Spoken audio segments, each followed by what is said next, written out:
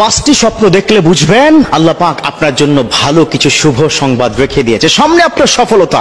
5টি স্বপ্ন, আল্লাহু আকবার। দেখুন বিশ্বনবীর হাদিস, তিনি স্পষ্ট করে কি বলে দিয়েছেন যে একজন মুমিনের নেক স্বপ্ন হচ্ছে নবুয়তের 46 ভাগের 1 ভাগ। সুবহানাল্লাহ। স্বপ্নে কিন্তু নবীর উপর কিন্তু কোরআনের আয়াত নাজিল হয়েছে। স্বপ্নটা খুব ইম্পর্টেন্ট। পৃথিবীর মধ্যে সবচাইতে স্বপ্নের তাবির করতে পারতেন হযরত ইউসুফ আলাইহিস সালাম, তারপরে তাবির করতেন বিশ্বনবীর যুগে হযরত আবু বকর রাদিয়াল্লাহু তাআলা আনহু। যে 5টি স্বপ্নের কথা আমি আজকে বলবো, ইটস দ্য মোস্ট ইম্পর্টেন্ট। যখনই আপনি দেখবেন তখনই আপনি খুশি হয়ে আল্লাহর দরবারে শুকরিয়া জ্ঞাপন করবেন, কারণ আল্লাহ পাক নিজে বলেছেন লা ইন শাকারতুম লা আযীদান্নাকুম ওয়া লা ইন কাফারতুম ইন্না আযাবি লাশাদীদ। Oh my servant, whenever you get something, তুমি যদি কিছু পেয়ে যাও এন্ড তুমি যখন শুকরিয়া জ্ঞাপন করো, if you gratitude to me I will increase you a lot, যদি তুমি আমার শুকরিয়া জ্ঞাপন করো আমি তোমাকে বৃদ্ধি করে দেব, সম্মান, তোমার সুখ, তোমার শান্তি, তোমার সম্পদ সব বৃদ্ধি করে দেব। 5টি স্বপ্ন যখন দেখবেন কি করবেন?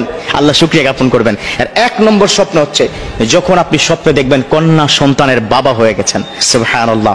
আমার বিশ্বনবী কি বলে দিয়েছেন, আল্লাহ পাক তার উপর সবচাইতে বেশি খুশি হয় যার ঘরে প্রথম কন্যা সন্তান দান করে। সুবহানাল্লাহ। এজন্য কন্যা সন্তান যখনই হবে তখন খুশি হয়ে যাবেন। কি হবেন?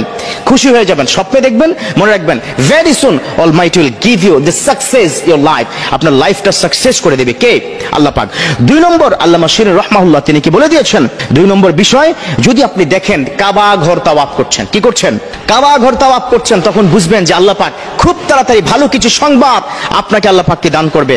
কাবা ঘর তাওয়াফ করা কিন্তু চারটিখানি কথা নয়।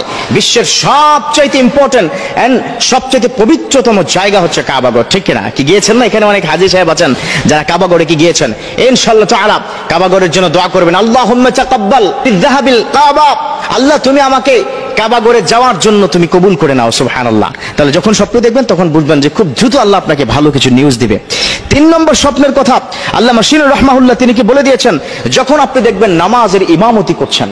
দেখবেন এখানে অনেকে আছে যারা ঠিকমতো নামাজ পড়েন না 5 ওয়াক্ত। আপনাদেরকে প্রায় আমি বলি যে প্লিজ যা কিছুই করেন but you should practise the 5 time prayer in every single day, কারণ এই নামাজ আপনাকে জান্নাত পর্যন্ত নিয়ে যাবে। কি হাদিস কি জানা নাই সবার? as-salatu মিফতাহুল জান্নাত, the Salah is the K for the জান্নাত। জান্নাতের চাবি হচ্ছে কি? নামাজ। 4 নম্বর স্বপ্ন হচ্ছে কোরআন তেলাওয়াত করতে দেখতে।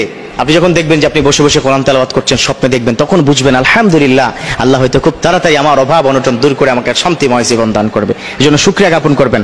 এবং last, it's the most important, সেটা হচ্ছে স্বপ্নে যদি দেখেন যে মৃত পিতা মাতা আপনার প্রতি খুব সন্তুষ্ট হয়ে গেছে, আপনার মাথায় হাত বুলিয়ে দিয়েছে, তারা মারা গেছে, কবরে আছে, তখন বুঝবেন যে পিতা মাতা সন্তুষ্ট। আর পিতা মাতা সন্তুষ্ট মানে কে সন্তুষ্ট? আল্লাহ সন্তুষ্ট, রাব্বুল আলামিন তিনি সন্তুষ্ট হয়ে যান। বিশ্বনবী বলেছেন রিদান রাব্বি ফি রিদাল ওয়ালিদাইন সাকাতার রাব্বি ফি সাকাতাল ওয়ালিদাইন। পিতা মাতা যদি সন্তুষ্ট হয়ে যায় আবার রব্বুল আলামিন তিনি সন্তুষ্ট হয়ে যায়।